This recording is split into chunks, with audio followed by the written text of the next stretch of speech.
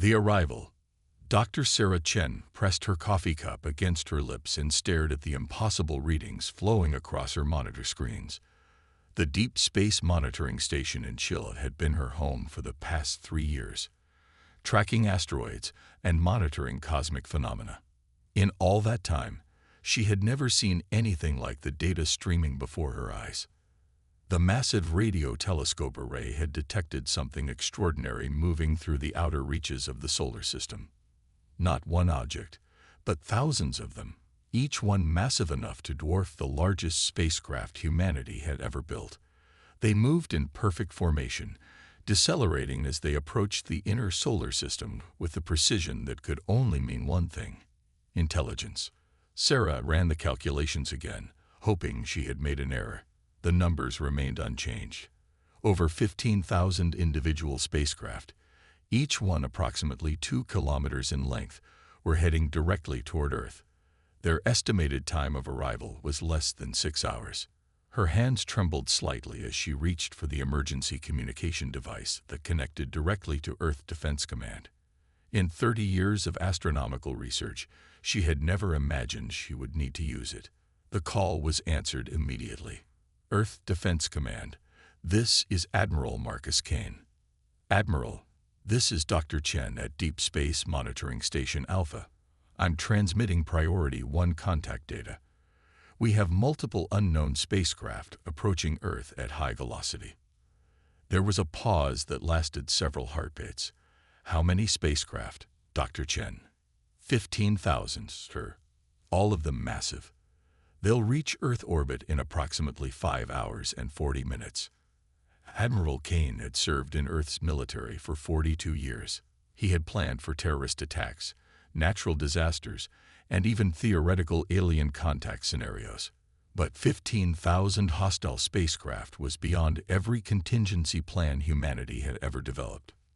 Within minutes of Sarah's call, emergency protocols activated across the globe. World leaders received priority alerts that pulled them from meetings and sleep. Military bases around the planet shifted to maximum alert status. Deep underground bunkers that most people didn't know existed began powering up systems that had waited decades for activation. At the Calarian Dominion flagship, Overlord Thex reviewed the tactical analysis of the primitive world his fleet approached. His reptilian features showed satisfaction as he studied the data. Earth appeared to be a standard pre-space civilization, exactly the type of world the Dominion specialized in conquering. The planet showed basic industrial development and simple satellite networks. Their space presence was minimal, consisting of a few research stations and primitive chemical-fueled rockets. Most importantly, the planet showed no signs of advanced military technology or space-based defenses. It would be another easy conquest for the Dominion's ever-expanding empire. Thex had conquered 47 worlds in his career. Each victory followed the same pattern: arrive with overwhelming force, demand immediate surrender, crush any resistance, and claim the planet's resources for the Dominion. Primitive species always surrendered quickly when faced with superior technology and impossible odds. Communications Officer, Thex commanded, prepare the standard surrender demand. Make sure it reaches every communication device on the planet. Yes, Overlord. The message will be transmitted in all major languages detected from their broadcasts. Back on Earth, President Maria Santos sat in the emergency bunker beneath Washington, D.C., surrounded by her top military advisors and world leaders connected via secure communication links. The massive wall screens showed tracking data of the approaching alien fleet, with countdown timers displaying their estimated arrival. "What are our options?" President Santos asked, though she feared she already knew the answer. General Patricia Williams, chairman of the Joint Chiefs, consulted her tactical briefing. "Madam President, our combined global military forces include approximately 8,000 combat aircraft, 600 naval vessels capable of surface-to-air engagement, and our complete nuclear arsenal. Against 15,000 spacecraft of unknown capability, our conventional forces would be insufficient." Dr. James Mitchell, the President's science advisor, had been studying the alien fleet's approach pattern. He looked up from his analysis with a grim expression. The energy signatures we're detecting suggest these ships use fusion-based propulsion systems. That indicates a technological level significantly beyond our current capabilities, but not impossibly advanced. They're using technology we understand in principle, just executed on a much larger scale. Are you saying we might have a chance? The president asked. I'm saying they may not be as invincible as their numbers suggest. If they were truly superior, they would be using more exotic technologies. These ships are powerful, but they're using physics we comprehend. President Santos looked around the room at faces filled with determination despite the impossible odds. What about our special projects? The classified research programs? Admiral Kane stepped forward. Madam President, we have several experimental programs that were designed for exactly this type of scenario. Project Deep Shield has been operational for 8 years. Project Prometheus has reached full capability status. Both programs were developed based on recovered technology and theoretical physics breakthroughs that we've kept classified. How classified? These programs don't officially exist. The technology involved was deemed too dangerous for public knowledge. We've been preparing for the possibility of contact with hostile advanced civilizations since the first confirmed UFO encounters in the 1990s. Across the globe, people looked up at the sky with growing fear and fascination. News broadcasts showed distant points of light that grew brighter by the hour. Social media filled with speculation, prayers, and conspiracy theories. In major cities, some people fled while others gathered in public spaces, watching the sky and waiting. But in secret facilities buried deep underground, a different kind of preparation was taking place. Systems that had been maintained in perfect readiness for decades began their final activation sequences. Personnel who had trained their entire careers for a scenario they hoped would never occur took their positions at control stations. Colonel Rebecca Martinez sat in the command center of Project Deep Shield, a facility so classified that it didn't appear on any government budget or organizational chart. Around her, dozens of technicians prepared systems that represented humanity's greatest technological achievements, built from a combination of human ingenuity and technology recovered from crashed alien vessels over the past 50 years. All stations report ready status, her operations officer announced. Excellent. Maintain standby condition until we receive authorization from Earth Defense Command. The alien fleet entered Earth's orbital space exactly on schedule. The 15,000 spacecraft arranged themselves in a perfect sphere around the planet, each ship maintaining precise distance from its neighbors. It was a formation designed to demonstrate overwhelming power while preventing any possibility of escape. Overlord Thex stood on his command bridge, satisfied with the deployment. His fleet had Earth completely trapped. No ship could leave, no signal could escape without his permission. The humans were about to learn what happened when primitive species encountered the might of the Calarian Dominion. Begin transmission of surrender demands, he ordered. Across Earth, every television screen, computer monitor, and communication device suddenly displayed the same image. Overlord Thex's reptilian face appeared, his golden eyes reflecting the cold calculation of a species that had conquered dozens of worlds. People of Earth, the translated message began. I am Overlord Thex of the Calarian Dominion. Your world is now surrounded by our conquest fleet. You have 4 hours to surrender completely and unconditionally. Your military forces will stand down. Your leaders will present themselves for processing. Your advanced technology will be transferred to Dominion control. The message continued for several minutes, explaining the terms of Earth's integration into the Dominion as a servant world. Humanity would be allowed to survive as workers, mining resources, and providing labor for the Empire's continued expansion. Resistance would result in the complete destruction of human civilization and the strip mining of Earth's resources. When the transmission ended, the countdown began. 4 hours until humanity's deadline.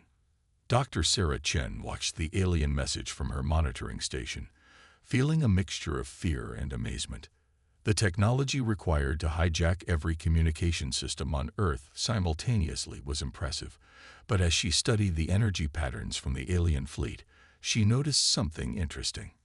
Their ships are using standard fusion drives, she muttered to herself. Plasma-based weapons systems, electromagnetic shielding. This is advanced technology, but it's not exotic physics. It's engineering we can understand. She opened a secure channel to Admiral Kane. Admiral, I'm sending you detailed analysis of the alien fleet's technological signatures. These ships are powerful, but they're not using physics beyond our comprehension. Their technology appears to be several decades ahead of our public capabilities, but possibly comparable to our classified research. Admiral Kane received the analysis just as President Santos asked the question that would determine humanity's fate. Admiral, are we going to surrender, or are we going to fight? Kane looked at the data from Dr. Chen, then at the readiness reports from Projects Deep Shield and Prometheus. After 50 years of preparation, using technology that the public didn't know existed, humanity was about to discover if their hidden capabilities were sufficient to defend their world. Madam President, Admiral Kane said, I recommend we show these aliens why attacking Earth was the biggest mistake their empire ever made. The countdown timer showed 3 hours and 47 minutes remaining when President Santos gave the authorization that would change galactic history. All special projects are authorized. Show them what humanity is really capable of. The Reckoning. Captain Elena Rodriguez had been waiting for this moment her entire career. Standing on the bridge of the UES Defiance, humanity's most advanced spacecraft, she watched her tactical displays show the alien fleet surrounding Earth. For 12 years, she had trained for this exact scenario, commanding a ship that officially didn't exist, using technology that violated several laws of physics. The Defiance and her sister ships had been built in orbital shipyards hidden behind the moon, constructed using a combination of human engineering and alien technology recovered from crashes dating back to 1947. Humanity had spent decades reverse engineering crashed UFOs, developing weapons and defenses that their enemies couldn't imagine. All ships report ready status, Captain, her communications officer announced. Elena looked at her fleet status display. 48 human vessels hung in space around Earth, each one invisible to alien sensors thanks to quantum cloaking technology. The alien fleet of 15,000 ships had no idea they were surrounded by humanity's hidden guardian fleet. Signal from Earth Defense Command, her communications officer continued.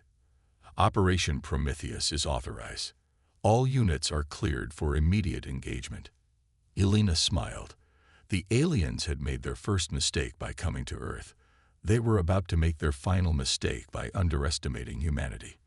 At the Deep Space Monitoring Station, Dr. Sarah Chen detected the first signs of humanity's response.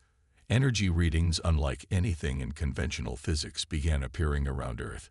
Space itself seemed to ripple as invisible objects moved through dimensions that shouldn't exist. My God, she whispered, what have we built? Admiral Kane stood in Earth Defense Command, watching displays that showed humanity's true military capability for the first time. The 48 ships of the Prometheus fleet were humanity's greatest secret, each one equipped with weapons that could rewrite the fundamental laws of reality in localized areas. All Prometheus vessels, this is Earth Defense Command. You are authorized to engage. Show them why Earth is not a world to be conquered. Overlord Thex noticed the first anomaly when his sensors detected impossible energy signatures appearing throughout the space around his fleet. His science officer studied the readings with growing confusion. Overlord, we're detecting massive power sources appearing around our formation, but no visible ships. Impossible. Run a full spectrum scan. Sir, the energy signatures suggest technology that manipulates quantum fields and gravitational forces. This level of physics manipulation should be beyond a primitive civilization. Thex felt the first touch of concern.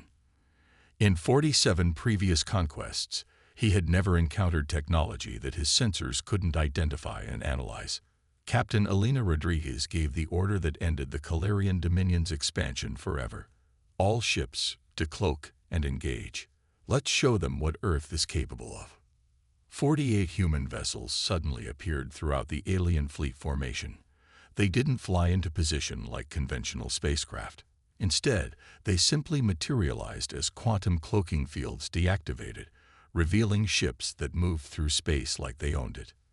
The UES Defiance moved with impossible grace, its gravity manipulation drive allowing it to accelerate and turn in ways that violated everything the aliens knew about space travel. Around Earth, 47 other human ships demonstrated technology that the Calarian Dominion had never encountered. Open communications with the alien fleet, Elena ordered. Overlord Thex's main screen activated, showing a human female in a crisp military uniform. Captain Rodriguez looked directly at him with calm, confident eyes. Overlord Thex of the Calarian Dominion, I am Captain Rodriguez of the United Earth Space Force. You have threatened our world and demanded our surrender. We decline your terms. Thex's reptilian features showed confusion and growing anger. Human, you are outnumbered 300 to 1. Surrender immediately or face destruction. Elena's smile was not pleasant. Overlord, you've made several critical errors. First, you assumed that numbers matter when technology is vastly superior. Second, you assumed that our 48 ships represent our full capability. Third, you assumed that Earth was defenseless. What do you mean? I mean that humanity has been preparing for this moment for 75 years. We've been studying your technology, improving upon it, and developing weapons that your empire cannot comprehend. We've been watching your expansion across the galaxy, learning your tactics, and preparing our response. Elena's voice became colder. You have one opportunity to withdraw your fleet and return to your empire with a message. Earth is not a world to be conquered. We are not a species to be enslaved. Leave now, or discover why human beings are the most dangerous species in this galaxy. Overlord Thex looked at his tactical displays. His 15,000 ships surrounded the planet, but somehow 48 human vessels had appeared among his fleet without being detected. His sensors still couldn't get clear readings on their capabilities. Pride warred with survival instincts. The Calarian Dominion had never retreated, never shown weakness to any enemy. They were the conquerors of the galaxy. All ships, Thex broadcast across his fleet, attack the human vessels. Show these primitives the power of the Dominion. Elena heard the alien transmission and shook her head sadly. Admiral Kane, the aliens have chosen combat. All human ships, you are cleared for full engagement. Demonstrate Earth's defensive capabilities. What happened next would be remembered across the galaxy for centuries. The Battle of Earth lasted exactly 7 minutes and 43 seconds. It would not be remembered as a battle. It would be remembered as a demonstration of what happened when an empire made the mistake of attacking humanity. The Calarian fleet opened fire with plasma cannons that could melt mountains. 15,000 ships unleashed their full firepower at the 48 human vessels. Every shot missed. The human ships didn't dodge the incoming fire. They simply weren't there when the weapons reached their positions. Quantum probability drives ensured that every enemy attack occurred in a reality where the human ships were somewhere else. Captain Rodriguez gave the order that ended an empire. All ships, return fire. Show them what Earth science can accomplish. The UES Defiance fired its primary weapon, a device that manipulated the fundamental constants of physics within a localized area. The targeted alien ship didn't explode or burn. It simply stopped existing, erased from reality, as if it had never been built. Captain Sarah Kim aboard the UES Vengeance used her ship's temporal displacement cannon. The weapon fired bursts of accelerated time that aged enemy vessels millions of years in seconds. Mighty warships that had conquered worlds became ancient scrap metal in the blink of an eye. Commander David Park commanded the UES Thunder, equipped with gravitational manipulation weapons. His ship created micro-singularities that consumed entire squadrons of alien vessels. The enemy fleet fired desperately at the tiny black holes, but their plasma bolts simply added energy to the growing gravitational wells. Dr. Sarah Chen watched the battle from her monitoring station, her instruments barely able to track what was happening. The human ships were using weapons that violated every law of physics she knew, yet somehow they worked perfectly. On the ISS, astronaut commander Lisa Wang had the best view of humanity's demonstration. She watched as alien ships disappeared faster than she could count them. Space around Earth, which had been filled with a threatening armada minutes before, was rapidly becoming empty. Houston, this is ISS. The alien fleet is being systematically destroyed. How is this possible? ISS, maintain observation. You're witnessing the activation of humanity's true defensive capabilities. Overlord Thex watched his fleet disappear with growing horror. His tactical displays showed ships vanishing in ways that defied explanation. Some aged into scrap metal, others were compressed into gravitational singularities. Still others simply ceased to exist as if the universe had forgotten they were ever built. Return fire, he screamed. All ships, concentrate your attacks. But it was hopeless. Every plasma bolt, every particle beam, every exotic weapon in the Dominion arsenal either missed completely or had no effect. The human ships moved through the alien attacks like they controlled the fundamental forces of reality. Commander Rebecca Torres used her ship's matter conversion array to transform enemy vessels into harmless gas clouds. Massive battleships became wisps of hydrogen dissipating into space. Captain Michael Chen employed quantum virus weapons that infected alien ship computers, turning their own systems against them. Dominion vessels began firing on each other as their technology was rewritten by human programs that existed in multiple dimensions simultaneously. The destruction was so rapid and complete that within 5 minutes, only a few hundred alien ships remained from the original 15,000. They floated in space, their weapons silent, their crews paralyzed by the impossibility of what they had witnessed. Captain Rodriguez opened communications one final time. Overlord Thex, your fleet has been neutralized. You have approximately 200 ships remaining. This is your final opportunity to withdraw and carry a message to your empire. Thex stared at his displays in shock. In less than 8 minutes, humanity had destroyed over 14,000 of his ships using weapons that shouldn't exist. His sensors still couldn't understand how the human technology worked. What are you? He asked, his voice barely above a whisper. We are human beings, Alina replied. We are the species that takes crashed alien technology and improves it. We are the species that plans for threats decades in advance. We are the species that unify our entire world to prepare for this moment. She paused, her voice becoming deadly serious. We are the species that you should never have threatened. The surviving Calarian ships began their retreat, carrying news that would change the galaxy forever.